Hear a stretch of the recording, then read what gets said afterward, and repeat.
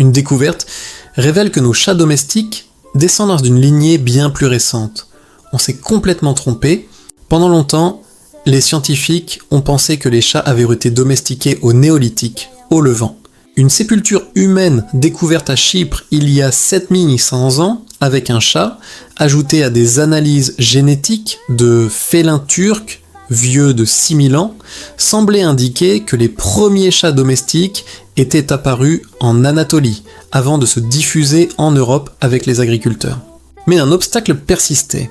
Les squelettes de chats domestiques sont identiques à ceux des chats sauvages, ce qui rendait leur lignée impossible à déterminer.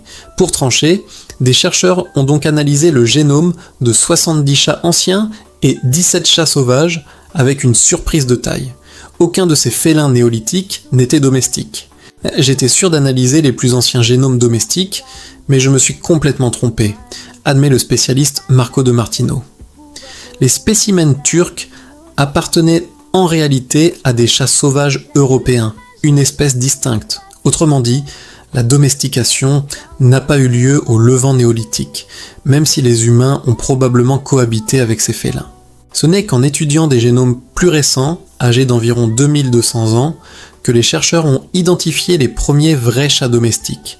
Leur origine n'était pas européenne, mais directement liée aux chats sauvages d'Afrique du Nord, dont descendent toutes les lignées modernes. À partir de là, tout s'accélère. Dès le 1er siècle avant notre ère, ces chats sont déjà présents jusqu'aux frontières orientales et nordiques de l'Empire romain, y compris dans les îles britanniques. En quelques décennies, on les trouvait partout à l'intérieur des frontières de l'Empire romain. Explique Marco de Martino, leur utilité, leur proximité avec l'humain et peut-être leur charme naturel ont très vite joué en leur faveur. Le chat domestique était né et son ascension fulgurante ne faisait que commencer.